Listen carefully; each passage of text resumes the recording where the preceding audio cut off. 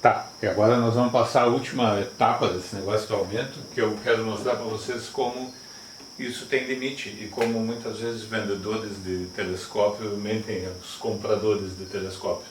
Vamos pensar no nosso exemplinho lá do navio. O mastro tinha 10 metros de altura, ele está a 10 quilômetros de distância, e aí eu formo a imagem aqui, e o ângulo da imagem, esse ângulo aqui, ele era 200 segundos de arco, certo? E aí eu disse, tá, mas eu quero ver coisa menor do que isso, aí eu já vi a olho vivo, a olho nu, tá? Então, pensar, eu posso ver uma coisa de 1 metro, certo? E aí esse ângulo vai ser reduzido a quanto? A 1/10 dos 200 segundos de arco, então vai ser 20 segundos de arco. Então, eu já não vejo esse olho nu. Quanto que eu preciso para enxergar olho nu? No mínimo 3 vezes, né, de aumento. São 5 vezes, já daria aumento suficiente para enxergar. Muito bem. Aí eu vou dizer outra coisa. Eu quero enxergar um negócio com 0,1 metro. 10 centímetros. Uma coisa que está a 10 km de distância. Tá? Então aqui vai ficar menor ainda. E esse ângulo aqui vai ser reduzido para 2 segundos de arco. Quantos aumentos eu preciso? Aqui eu precisaria, aqui eu não precisava de nada, né? Aqui eu precisava no mínimo 3, eu botei 5, assim, para dar uma folguinha. Isso aqui eu precisaria de 50 vezes. Até que não está tão mal, certo? E aí eu posso continuar pensando, vou olhar coisa menor, menor, menor, e eu acho que eu vou sempre ver. Aí tem um limite, e eu vou entrar no limite já no assunto astronômico e não no assunto olhar navios. Tá? Mas a ideia é essa, né? Estou querendo ver coisas com ângulo cada vez menores. Então vamos lembrar lá, quando a gente fala da Lua, a gente fala de que a Lua toda tem um ângulo de 30 minutos de arco, esse é o diâmetro angular da Lua, a Lua, 30 minutos de arco. E eu consigo ver 30 pedacinhos da Lua. Tá? Essa é a capacidade de resolução do meu olho. O meu olho enxerga coisas que estejam separadas por ângulos maiores do que 1 minuto de arco. Então, se vocês olharem, por exemplo, um carro, tá? Os faróis de um carro, o carro está se aproximando. Quando o carro está muito longe, vocês olham o carro e veem uma luz. E aí o carro vai se aproximando, aquela uma luz acaba virando 2 luzes. Quando vocês enxergam 2 luzes, a gente diz que o olho da gente resolveu as 2 luzes, conseguiu separar. Em astronomia a gente chama isso de resolução. Isso quer dizer que o carro está a uma distância X, que esse ângulo aqui é maior do que 1 minuto de arco. Façam em casa, eu já fiz alguns exemplinhos, né? Que distância que o carro tem que estar de vocês para que vocês vejam as duas como uma só. Ou seja, que distância o carro tem que estar para que vocês vejam a separação angular das 2 luzes do carro maior do que 1 minuto de arco. Vocês só precisam saber qual é a separação entre as lâmpadas do carro, que é aquilo ali, 2 metros, certo? E aí, à medida que o carro vai se aproximando, tem uma distância mínima, que isso aqui fica 1 minuto de arco, e ele vai se aproximando mais, e aí o ângulo fica cada vez maior. Tá, e agora vamos pensar no céu. Tá? Eu tenho lá no céu, aquele meu desenho que eu fiz para os 2 faróis do carro, eu posso pensar em 2 estrelas, né? Uma estrela dupla, tem 2 estrelinhas lá no céu. Se elas tiverem 1 minuto de separação, no céu eu vejo olho nu.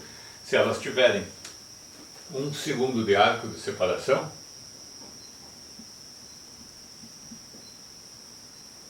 eu não vou ver olho nu. Quantos aumentos eu preciso para ver esse olho nu? Eu preciso de 60 aumentos. E se elas tiverem 0,1 segundos de arco de separação, quantos aumentos eu preciso ter? 600 aumentos. Isso aqui já começou a ficar suspeito. Você já viu um telescópio que tem 600 aumentos? Eu acho que até já vi assim, anunciado, tem 500 aumentos, 600 aumentos. Mas isso não funciona por um problema atmosférico. O problema atmosférico, a palavra técnica é uma palavra em inglês que se chama seeing. Tá? E este tal de sim é o que a gente vê em dias de calor, quando a gente olha por cima do asfalto, ou coisa aquecida, a gente olha, a linha divisada da gente passa por cima da superfície aquecida e a gente tenta ver uma coisa que está atrás daquela superfície aquecida. Fica tudo borrado, certo? E a luz que vem das estrelas e passa pela atmosfera da Terra sofre a mesma coisa. Então eu desenhar aqui a Terra, uma atmosfera exageradamente grande e uma estrelinha lá, tá? Ou duas estrelinhas lá. Essa luz, quando ela passa aqui pela atmosfera, ela borra por causa da atmosfera não ser um gás perfeitamente uniforme. Aqui vocês têm um gás mais frio, mais quente, mais denso, menos denso.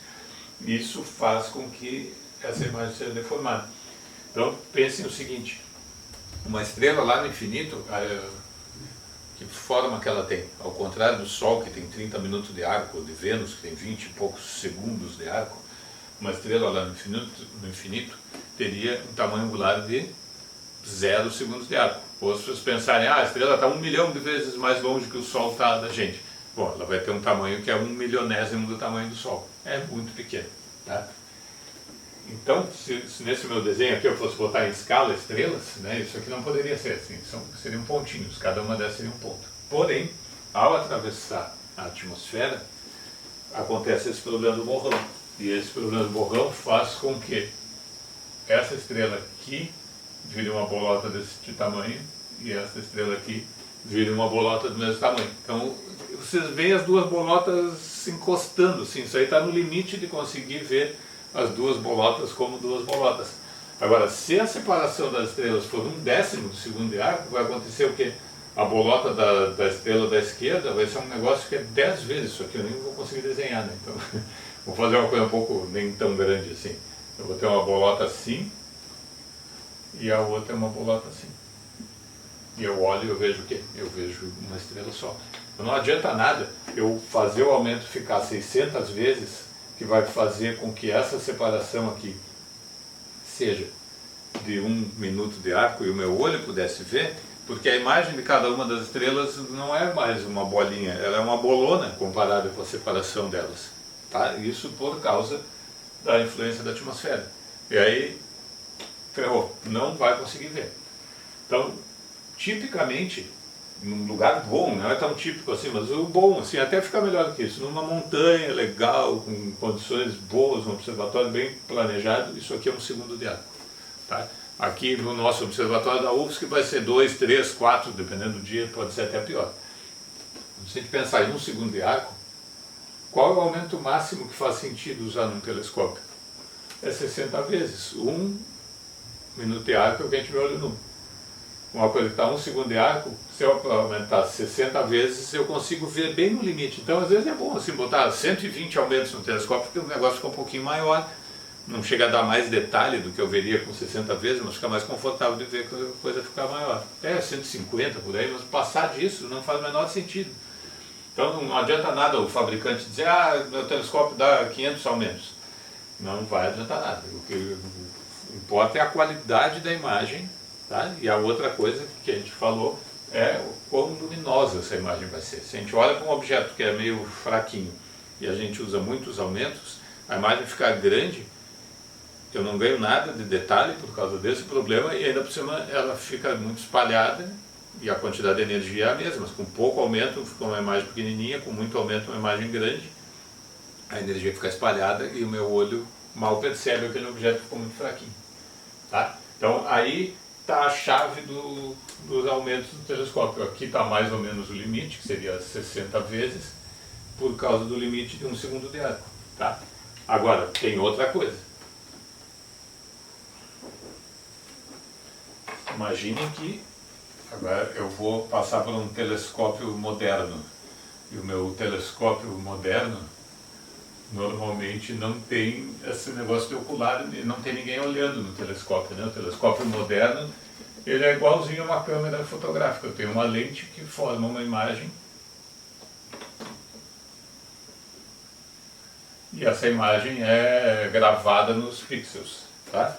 Então aí a gente volta para a ideia de aqui está a lente, aqui está o objeto distante e aqui está a imagenzinha, certo? Então, se o objeto distante agora for duas bolinhas, duas estrelas, ele vai formar duas imagenzinhas aqui no foco do telescópio. E aí, o que eu uso para gravar essa imagem? O que eu uso para gravar essa imagem é um detector eletrônico, que normalmente é um CCD, é parecido ou igual, dependendo do celular que vocês tiverem, que tem uma matriz de pontos assim, que nem eu estou desenhando aqui, certo? Então olha só, se essas duas imagenzinhas, uma cair aqui e a outra cair aqui, vocês enxergam duas estrelas. Se as duas imagenzinhas, se a imagem estiver muito borrada e o sim esse for ruim, aqui está uma estrela e aqui está outra estrela, tá? Isso por causa do borrão da atmosfera que se chama sim.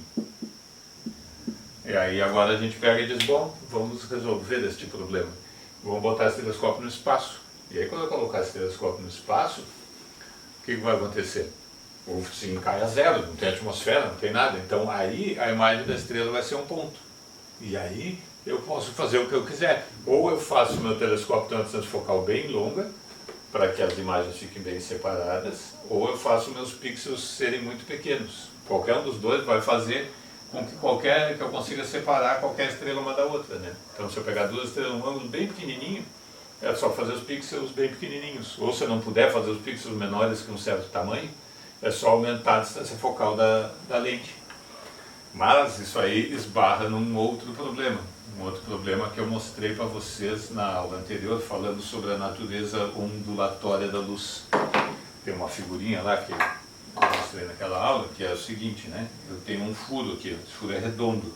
E aqui eu tenho uma fonte de luz lá no infinito. Essa fonte de luz chega aqui, são ondas que chegam aqui, e aí ela quando atravessa aqui, não passa luz para o outro lado, só uma coisa do tamanho do furo, né? O que passa para o outro lado é uma nova frente de onda aqui, que na verdade tem origens aqui, aqui, e aqui, e aqui, e aqui. Tem todos esses lugares que geram novas ondas, e essas ondas vão ser projetadas no detector de vocês, o famoso CCD, e aqui o que vocês vão ver não é um ponto, que é o que eu esperaria se eu tivesse uma lente. Todo mundo ia convergir aqui. E aqui a teoria geométrica da luz, né, que a gente chama ótica geométrica, ela, como é que se diz? Falha, tá? A imagem desse objeto que está lá no infinito não vai ser um ponto, vai ser uma bolota. E aí aqui vai ter luz, e aí depois eu tenho aqui no meio tem um anel escuro, e aí aqui eu tenho um anel claro de novo, e aí aqui eu tenho outro anel claro, isso está nas fotos da aula passada, certo? Aí aqui um anel claro de novo, e o diâmetro, o raio desse anel, a distância entre o máximo central brilhante e o primeiro lugar escuro aqui, depende do tamanho do furo, ou seja, do diâmetro do telescópio, tá? Isso aqui visto, então isso aqui, ó, aqui na tela vai ser uma bolota, que obviamente eu estou exagerando o tamanho, aquela minha bolota está desenhada ali, certo? E aqui o primeiro anel. Então isso aqui que eu desenhei ali, essa barrinha que eu desenhei ali, eu vou desenhar aqui agora. Isso aqui vai ter um tamanho, tá? Isso aqui, essa distância aqui, o que que é? Essa distância é a distância focal do meu telescópio. Certo? E aí, visto daqui da lente, eu tenho um ângulo. Eu vou chamar θ de difração. E o θ de difração, ele é igual a 1,22 vezes o comprimento de onda da luz, que está iluminando a objetiva, a estrela, né, dividido pelo diâmetro da lente.